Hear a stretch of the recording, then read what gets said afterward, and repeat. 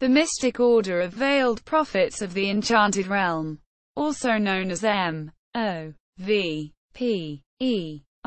or the Grotto, after its lodge equivalent, is an appendant body in Freemasonry. Overview. It is a social organization for Master Masons, and as such, all Master Masons are welcome to join. It encourages renewed interest in the Blue Lodges, though it makes no claim to be a part of symbolic craft masonry.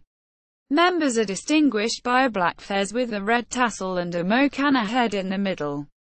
History. The members Hamilton Lodge No.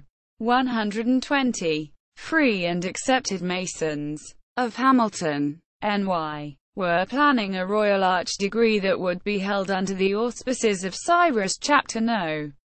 50. Royal Arch Masons. The group found that they got along splendidly and continued to meet even after the degree had been conferred. Soon, the men began playing friendly pranks on each other, which only heightened their fellowship. With this kind of jollity taking hold, it wasn't long before other nearby brothers wished to join the group, which, by that time, had taken on the name of the Fairchild Deviltry Committee, in honor of the ringleader, Pro. Leroy Fairchild, who was a local merchant and businessman. With interest growing, the members decided that it was time to formalize the group and scheduled a meeting for September 10, 1889. 17 men showed up for this first official gathering, which resulted in the election of Brother Fairchild as leader of the group. The office he assumed was dubbed King Devil, in honor of the moniker the Brotherhood had earned. Brother Sidney D. Smith was elected secretary on the same day, and the basics began to take shape. They immediately decided to limit membership to Master Masons for obvious reasons. It was also voted that brothers R.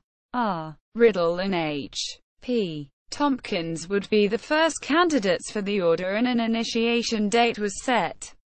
The Grotto took shape during the first golden age of fraternalism. Quote, during this time there were hundreds of fraternal groups in the United States, and a significant portion of the country's population belonged to at least one of them. The men knew that they'd have to have a ritual and ceremony unlike any other, as well as one that encompassed the ideals and values the group believed in. With this in mind, Brother George Beale and Brother Aidan Smith worked together to create a ritual for the order. This work was brought before a ritual committee which was pleased with the result. This version of the ceremony would be used to initiate Riddle and Tompkins as the first new members. Immediately upon joining, Riddle knew that he could assist in improving the ritual. He was appointed to a ritual committee consisting of himself, Leroy Fairchild, George Beale, Aidan Smith, and William West. The first revision was undertaken with earnest. Riddle would bring his sense of showmanship to the ritual, adding in many flashy and fanciful Persian portions. Beale, on the other hand, had more interesting classical mythology and wanted those elements incorporated into the work.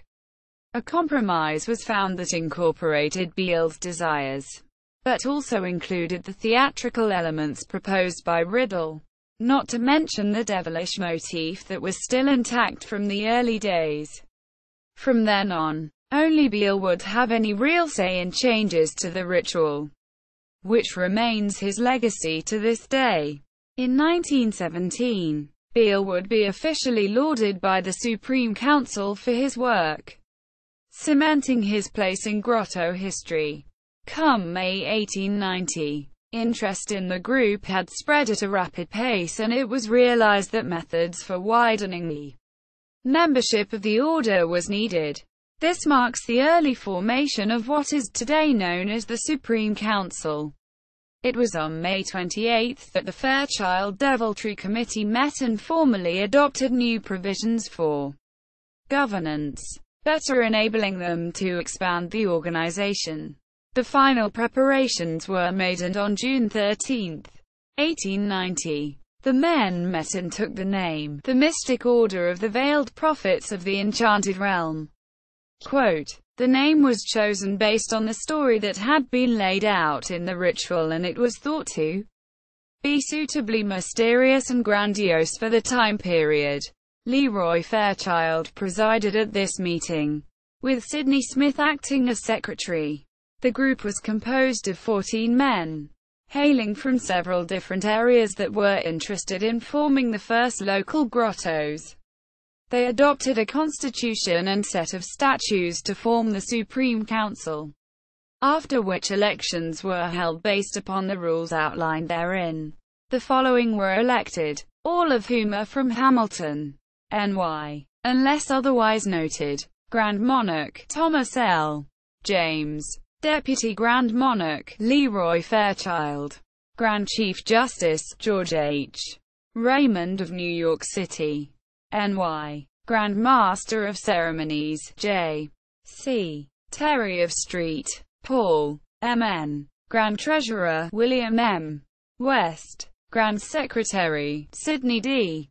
Smith. Grand Keeper of the Archives, Orrin Root of Clinton, NY. Grand Orator, James B. Murray of Auburn, NY. Venerable Grand Prophet, name unknown. Trustees, U. C. Van Vleck, Aidan N. Smith, D. B. West. The Grand Monarch then made appointments as permitted by the Constitution. These consisted of the following. Again, all from Hamilton, NY, unless otherwise noted. Grand Captain of the Guard, Thomas H. Beale. Grand Alchemist, J. F. Gregory. Standard Bearer, Samuel J. Todd of New Orleans, LA. Grand Marshal, John Cunningham of Utica, NY. Grand Steward, J. W. Clark. Deputy Grand Chief Justice, B. J. Stimson. Deputy Grand Master of Ceremonies, George Beale. It is interesting to note that all but one of the original elected Grand Officer positions have survived to this day, with Grand Keeper of the Archives being the notable exception. However, the appointed Grand Officer positions have changed significantly through the years. Today, the Grand Marshal and the Grand Captain of the Guard are elected positions in the Supreme Council line, which leads to being elected Grand Monarch. The two appointed Grand Office positions that exist today were not even part of the original list, those being Grand Sentinel and Grand Chaplain. The offices were installed by the Grand Chief Justice, which then empowered them to create subordinate bodies. They immediately granted a dispensation to Druid Grotto No. 1 of Hamilton, NY, which would change its name to Mocana Grotto No.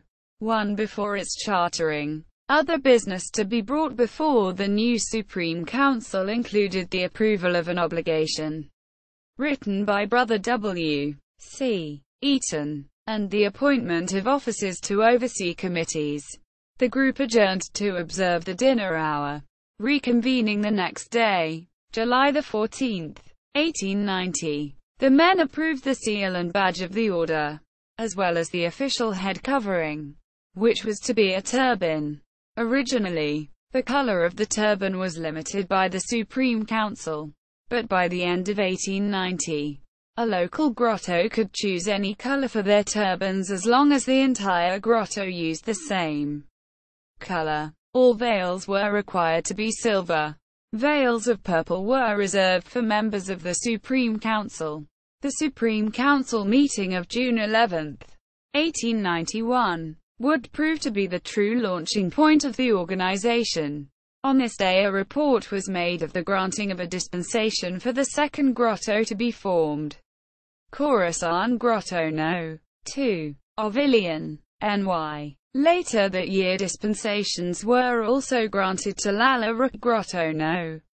3 of Rochester, NY, and Zeba Grotto No. 4 of Rome, NY. On June 9, 1892, Khorasan Grotto No. 2 was officially chartered, making it the second operational grotto in the Enchanted Realm.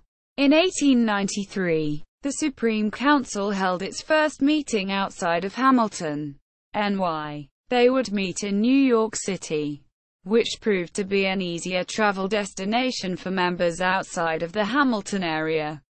On June 27, 1893, the Supreme Council issued another charter and its first large batch of dispensations. It formally chartered Mirzola Grotto No. 5 at Amsterdam, NY, and provided dispensations to 3 other grottos, Hiawatha Grotto No. 6 of Anoka, MN, the first grotto located outside of New York, Azim Grotto No. 7 of New York City, and Shiraz Grotto No. 8 of Antwerp, NY. At the meeting of the Supreme Council of June 14, 1894, the body issued final charters to Hiawatha No. 6, Azim No. 7, and Shiraz No. 8, along with Zelika No. 9, of Kinderhook, NY, which had been granted a dispensation in between meetings. It was also at this meeting that Brother Thomas L. James relinquished the title of Grand Monarch, being replaced by Brother Aidan Smith, who would serve until 1899. Smith would die 1 year later, at the age of 65, on June 13, 1900, 10 years to the day of the forming of the Enchanted Realm and the institution of the modern Supreme Council. From 1902 on, the Supreme Council would elect and transition power to offices on a yearly basis. The name of the organization, as well as its principal female auxiliary, were derived from Lalla Rookh by Thomas More. Regalia. For a few years the mystic order of veiled prophets of the Enchanted Realm had no official emblem to wear. Word got around that the mystic order of veiled prophets were permitted to wear an emblem that set them apart from others, and a black fez head covering was selected with a Mokana head in the center, giving the name of the grotto. Naturally, this attracted attention. The minutes of a February 26, 1903 stated meeting of Azim Grotto, Bronx, New York states, Prophet Charles E. Lansing, past potent monarch, after some preliminary remarks, descriptive thereto, presented to those present a drawing in color of a headgear appropriate for the order. The same was received with favor and by motion, regularly made and seconded and carried. It was unanimously decided to adopt and wear them on serious and other appropriate occasions. Quote, in the minutes of October 29, 1903, it is recorded, the potent monarch reported that the fez worn by our members was, at the annual session of the Supreme Council held at Hamilton, New York on October 20, adopted as the official headgear for all prophets of the realm. Quote, female auxiliaries. Sometime prior to 1917, the mysterious Order Witches of Salem was founded as a female auxiliary to the Grotto. The first cauldron, the term used for a local chapter of the mysterious Order Witches of Salem, was founded in Chicago, Illinois, and was known as Aryan Cauldron No. 1. On January 15, 1918, Amu Cauldron No. 2 was constituted in Rock Island, Illinois. In 1918, the Supreme Cauldron was formed, consisting of Aryan No. 1 and Amu No. 2, with officers coming from both groups. Later, Coombe Cauldron No. 3 was opened in Rockford, Illinois, on or about Wednesday, March 5, 1919. Amu Cauldron No. 2 seceded from the Supreme Cauldron, which was mostly being operated out of Chicago. The ladies in Rock Island promptly declared themselves the new Supreme Cauldron, and Amu Cauldron became No. 1. On November 18, 1920, Mrs. Vashti H. Bowman, acting Supreme Enchantress of the new Supreme Cauldron, notes that Mrs. Josephine Mace, mysterious Enchantress of Amu No. 2, withdrew Amu from the parent organization in Chicago. It is reported that she was brought up on fraternal charges, to which she pled guilty, surrendering the Charter of M.O.V.P.E.R in the process.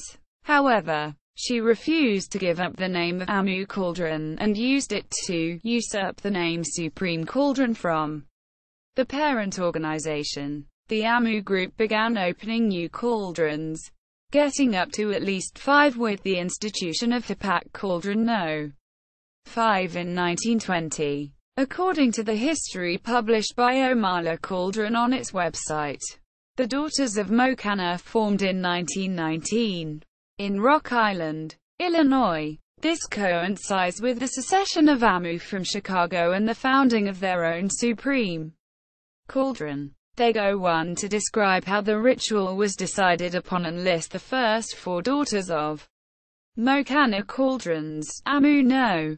1, Mohatan No. 2, Ankara No. 3, and Zal No. 4. This would lead one to believe that Hipak was No. 5 as listed in the newspaper accounts. However, no account is given as to what happened to Kum Cauldron No.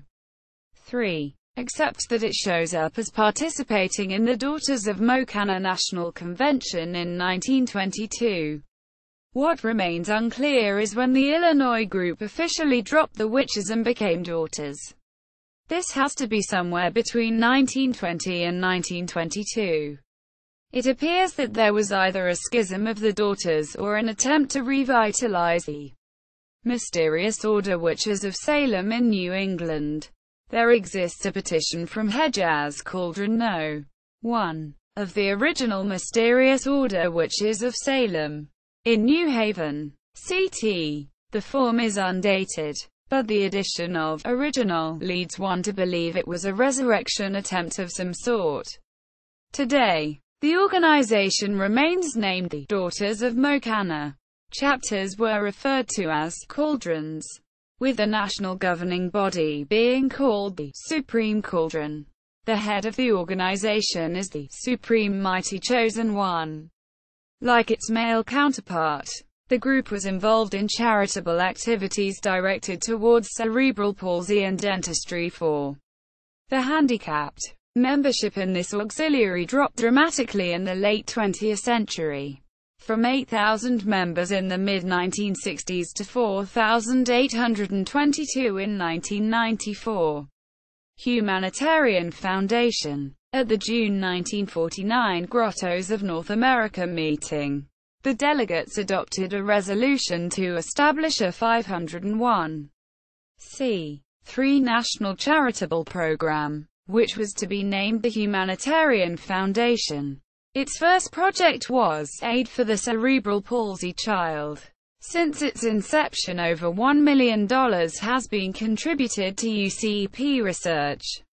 In 1953, the Enchanted Lantern was adopted as their emblem to represent each contribution of $50 or more that was made, although contributions of any size are gratefully accepted. In 1969, the Humanitarian Foundation trustees expanded the scope of the program by adopting the Dental Care for Children with Special Needs program in conjunction with the Illinois Masonic Medical Center in Chicago, Illinois. In 1973, the extension program was developed to treat children locally to remove the burden of travel and housing for the parent and child.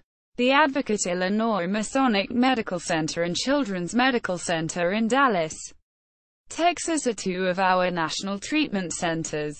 Today the Humanitarian Foundation not only remembers the child with cerebral palsy with their annual contribution to research, but adds to it the unique partnership with qualified dentists throughout the United States and Canada. Since 1985, the foundation has paid out $6,734,373 for dentistry alone. Growth in the program and in donations has allowed the majority of those funds, $4,394,729, to be paid out in just the last 10 years. Supreme Council. Grottos of North America. Grotto, Humanitarian Foundation. Source information.